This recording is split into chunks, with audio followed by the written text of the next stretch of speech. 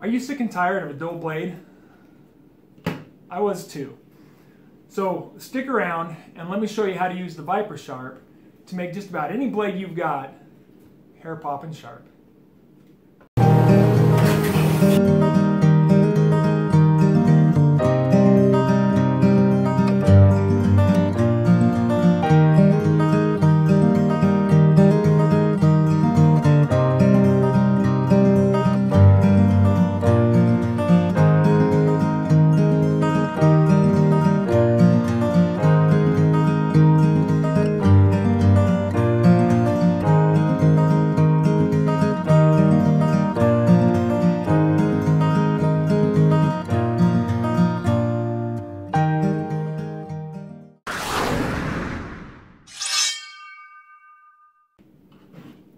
So first, let's put the ViperSharp together.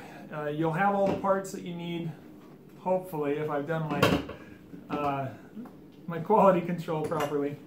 So we'll have the upright assembly, the base. I'm showing just the stone bases here.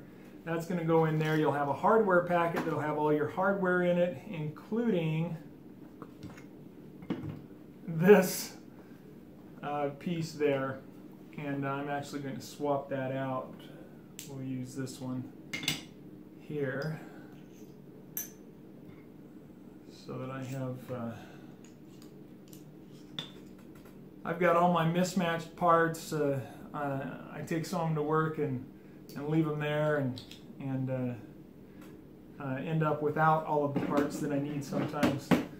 So today I made sure to have a couple of kits, miscellaneous pieces here that I can work with. So you'll either have the ceramic stones with 5 ceramic stones, or you'll have a diamond stone with 4 diamond, or diamond set with 4 diamonds.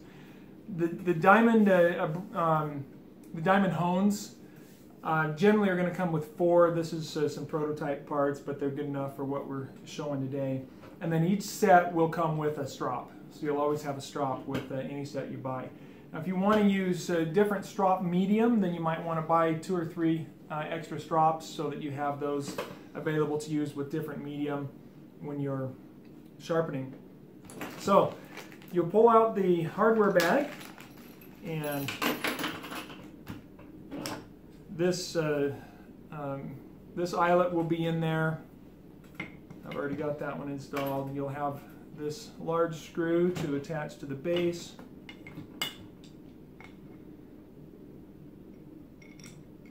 And secure that nice and tight. And then you'll have a large Allen wrench for that screw.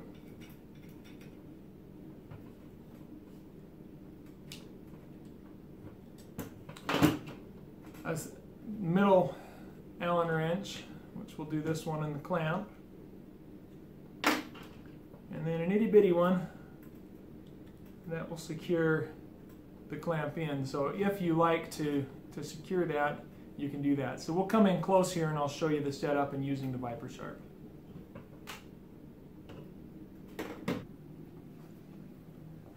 So this itty bitty little Allen wrench will tighten in that clamp. I generally don't worry about that, but that was a suggestion that I followed up on, and it'll tighten that up real solid so you don't have any movement or play in there. There has to be enough movement for that to come in and out, and so there's just that slight. Let's see if we can get that opened up. This might be a new clamp that I haven't opened. There we go. It's been shut ever since it was made. All right, so we'll put the clamp on. Now, when you put the clamp on here, you want a straight line following the front of that clamp between the tip and the heel of the blade. So right about, let's see, about like that. That's where that clamp should sit. Okay?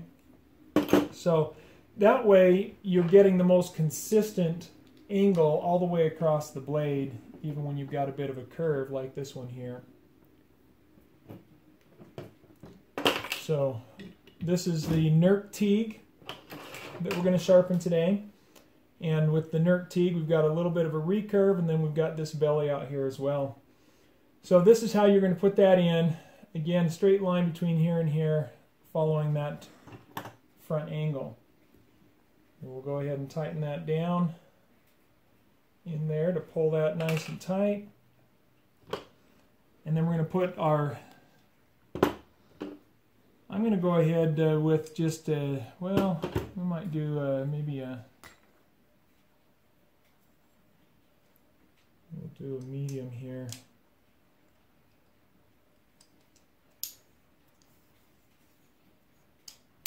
On this. Now the next step is we want to make sure that we're getting using the entire stone. So again, I'll bring it in a little closer and we'll show you this setup here where we're going to place the stone with everything. So now that we've got the stone at the edge of the blade, we don't want to go down off of the blade. That's why I've got this lock ring on this system. So this was one of the improvements that I didn't see on other systems that I wanted to be sure I had with the ViperSharp, is I want to be able to use that stone with no worries about dropping down below the edge of the blade and coming back and nicking that blade. So we'll do that right there. And tighten up that lock ring real good. And the lock ring job that it has, and you know, being what it is going to bite into that steel just a little bit there to do its job. But I'm not too concerned about that. Now, the next thing is we want to get our angle set so we can loosen this thumb screw at the back, and we've got total freedom to decide where our angle is going to be, and so then we can set that angle wherever we want it. I'm going to grab a Sharpie so we can find out where we want that angle.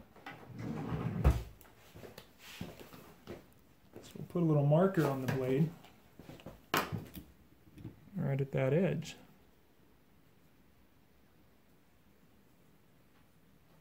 I don't know if that even shows up. And we'll get it on the back edge, or the bottom edge here as well, which we're going to turn over and do in a little bit. Alright, and then we can go and run across that. And I really don't think I need to go that rough. I'm going to do the 1200 extra fine stone. I think that's all I'm going to need.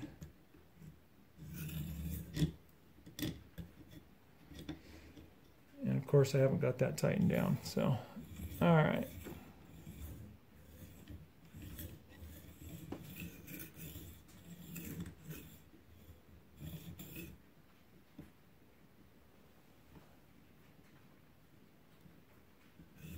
And every knife is going to have a different angle, and I'll show you the angles on many of them and how they will be sharpened.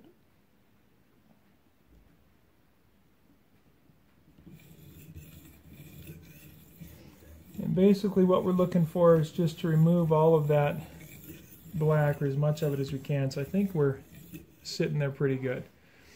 Alright, so I'm going to bring it in close again. We're going to show you the angle markers on the back. In fact, I can probably just turn that around and you can see that. But we'll look at that a little bit and then talk about the angle there. This top one generally is going to be about, I think it's 15 or 16 degrees. You put the angle finder on, 0. So we're going to zero it out, putting it on our base here, whatever surface you're using. So we know we've got a 0 plane. And then this is a steel rod. The latest version of these are about 8 inches outside of the carriage, and then this is 4 inches here. It's embedded about it's embedded about ½ inch into that. So there we've got about 18.7 degrees on that angle there, and as you come out here, you'll see a little bit of movement, but realistically, if we keep that with our angle there, it does not, with the angle, the true angle there, it doesn't move much. Now this is going to change a little bit because of the curvature of the blade there. So you're not going to have the exact same angle all the way along, but it's going to be pretty darn close. So, all right. So that'll let you set your angle. So looking at the back of that, each notch, as I was saying, and I think this is even lower, yeah, so this top notch, that's the first notch there,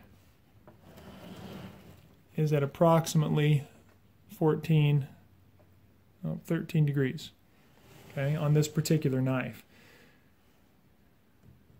And we go up one, we got, let's see, so 13, no, it's showing 14, 13.9. So we go up to there, yep, about 1 degree, about 1. So what we want to do on this is, I think I want that at about 5. So right at about 5 notches up. And then we tighten that down. And so there we're ready to start sharpening. Okay. So I have these, I'll link in the description here for you if you want to get one of those. And then I also have a link on my site for those as well. I just get them from Amazon. And then we're going to start sharpening that. And of course, if you really have a blade that needs some work, then you'll use the more coarse stone, but we don't really need too much work on this. So ultimately, now you can go, there are some who like the circular motion, and you could do that and just kind of give it a circular work there, if that's the way that you prefer to sharpen. You can go back and forth, but keep in mind, any back and forth motion, whether it's this or this, you're going to end up with a burr on the side of the other side of the edge. And that's actually a good thing, because then you're getting all the way to the edge. And so then you flip it over and you go until you've got a burr on the other side, and then you come back and you're going to do strokes just like this, where we're only going in one direction toward the blade. And that way you know that you're getting rid of that burr in your final strokes. So this, I can see, does it looks like it's getting the whole edge the way I want it. This is my diamond stone, and this slight recurve is not a problem. It is getting that pretty good. But I do think I want to go a little bit coarser, so I'm going to try a slightly coarser stone. It's also a good idea with diamond stones to use oil on the stone, just to help pull the metal away, so that you have that coming away from the stone, and then keep it clean as well.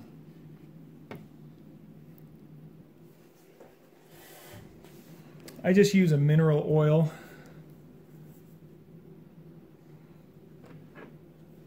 And put a little bit on the stone. You do not need a whole lot of that on there, just enough to help carry the particles away and keep them off of the stone. And then a little rag is nice to have as well. So just a light bit of mineral oil, and I think we had decided to do a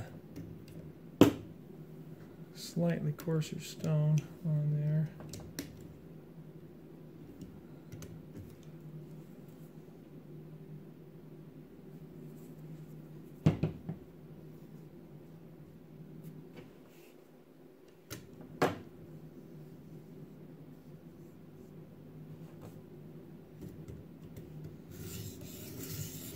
There we go.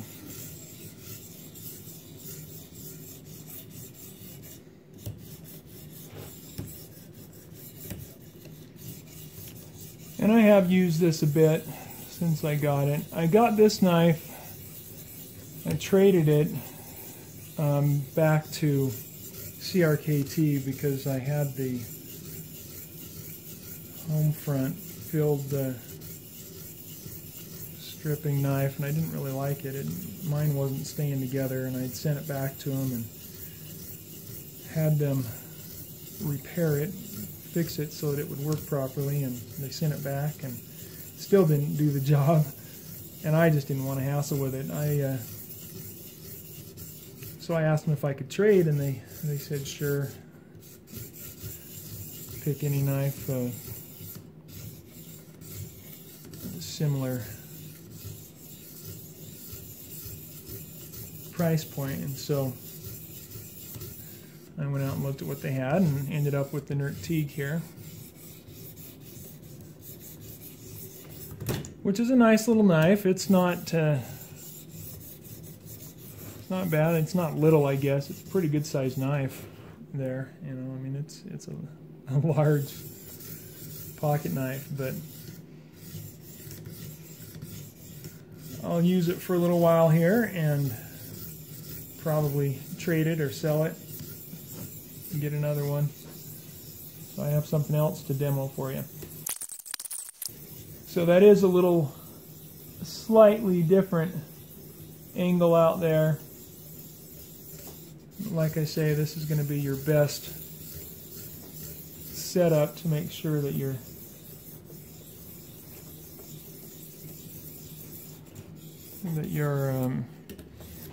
most consistent you could be. So I am giving it the swirl pattern here as I sharpen, and I like to grab back here on the back of the handle and sharpen that way. See, there I go talking again. And this is nice for the traditional strokes. Keeps your fingers up away from the blade. A lot of people prefer that. It's easier to hold on to, and if that's the case, great, it's there for you. That's why I've built it that way. But some prefer the control that you have grabbing it at the back, and so you've got any of those options with the ViperSharp. I think we're getting pretty close there. A little more work down on this side. You still want to get a little bit there. And you can do this one-handed. I naturally, especially with this stone base, and I've got this one and I've got a bigger 9-inch stone base that weighs almost double. My hand naturally gravitates here, and it's not holding the system necessarily, but it just feels natural for me to have that there, so I usually end up over there.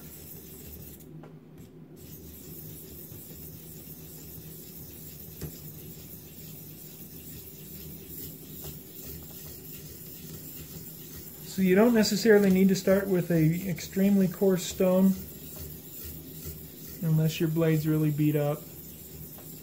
This one isn't, so this is about, I think this was probably about a 400 is what we're looking at here.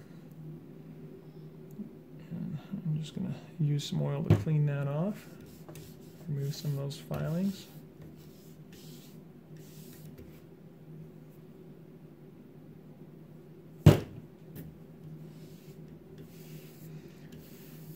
Ultimately, all you need for cleaning diamond stones is soap and water. But since I'm using the oil as a lubricant while I'm sharpening, we'll use that to clean it. If you use oil on the ceramic stones, they will not take water. So keep that in mind. It's either water or oil. If you're using a ceramic stone, you're not going to use both. The diamond stones are going to be the ones you'll want if you've got some tougher steels, high-end steels. You really need to, you want to make quick work and you need to bite into that metal, then diamond's the way to go.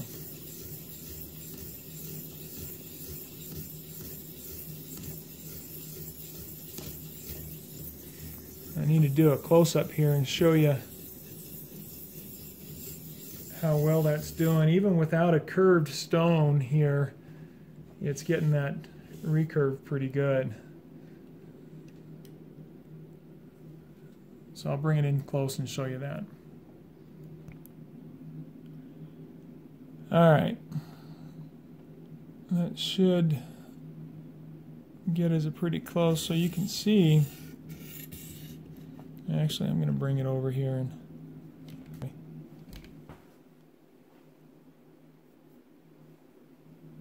so you can see that it's getting all the way along that edge there pretty well. And then out here at the tip you can still see a little dark on the very edge, which is where we've got some of that marker left. So we'll need to work on it a little bit more.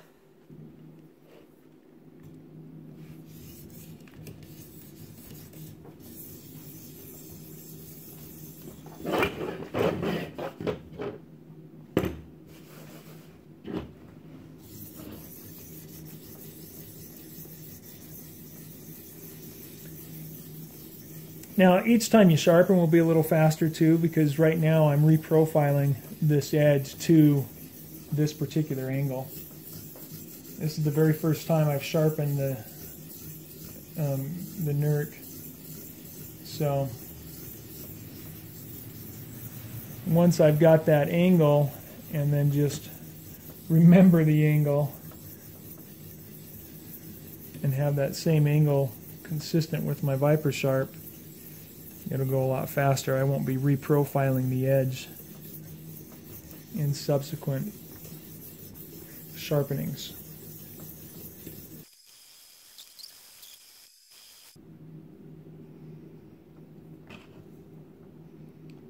Alright, let's flip it over. So we need to loosen that nut right there. Enough to slide that out and back in.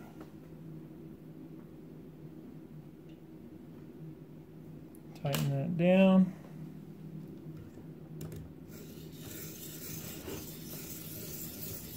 And work the other side.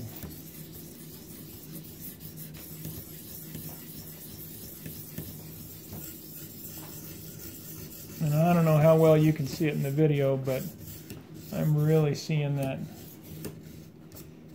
marker being removed fast there, all except for out at that tip, because that's really that's changing the profile quite a bit here. Quite a bit, well, you know, one degree maybe compared to what it was in the factory.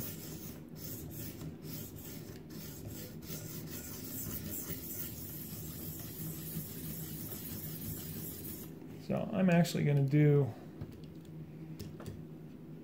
a more coarse stone on that, just for speed, so we can get that edge cleaned up.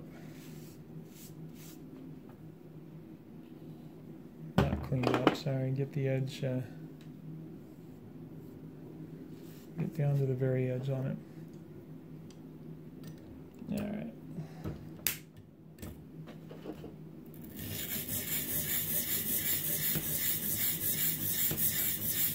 There we go. Now we're taking away some metal.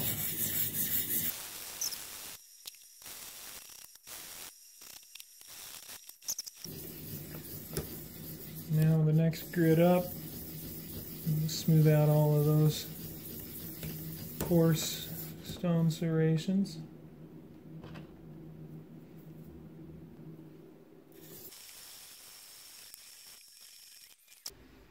Alright, so let's go in close on that, and you can see, maybe,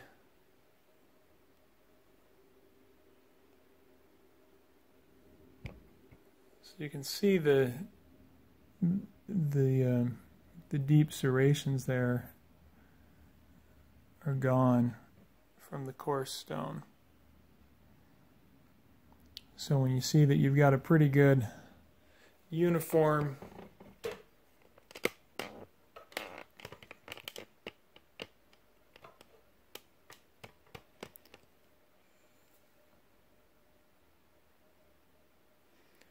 you're pretty uniform there, then you can flip it over and do the other side and then move up to the next.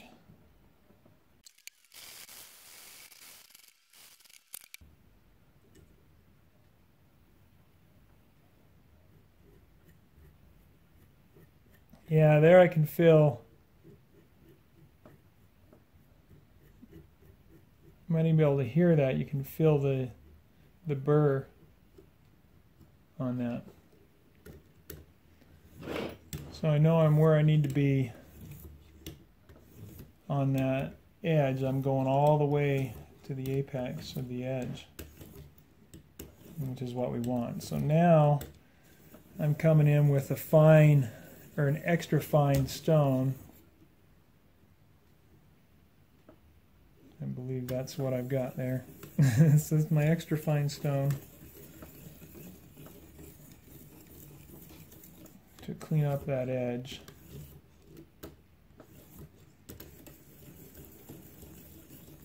And if you work long enough on this, you can get your mirrored edge.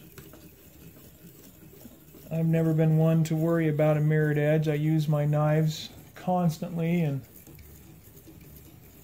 I'm not as concerned about whether they're mirrored as I am about just having a sharp knife.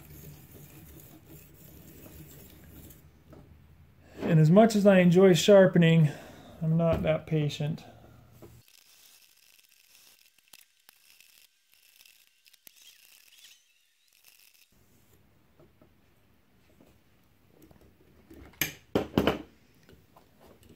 And then the strop, you got to remember to go the opposite direction on that, or you're going to chew up the strop pretty good. So the strop's coming from the back, away from the blade, not into the blade.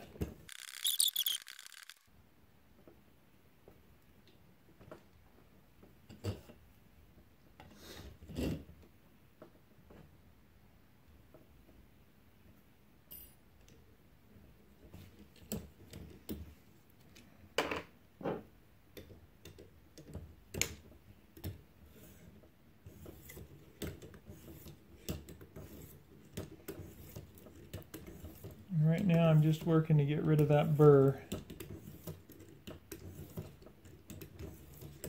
Micro edge.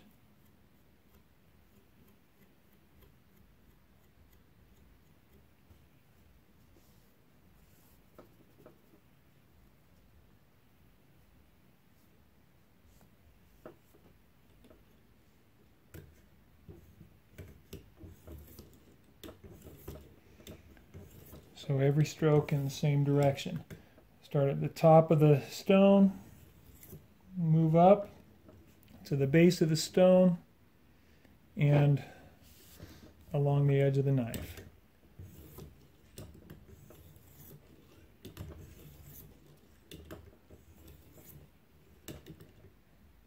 Give you a little different angle here.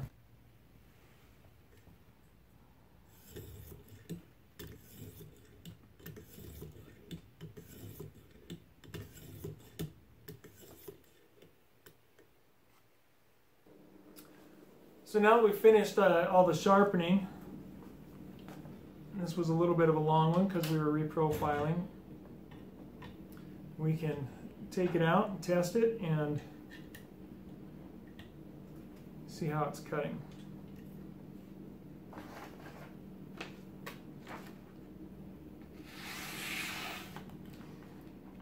And that looks pretty good. Nice and smooth. I don't feel any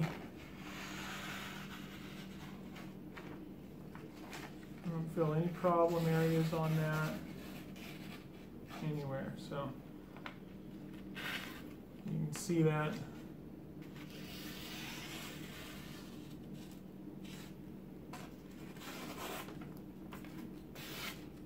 So cuts pretty good. That's sharp enough for me. Like I say, I'm not worried about a mirrored edge. So that's how you sharpen the Nirk Tighe on the ViperSharp.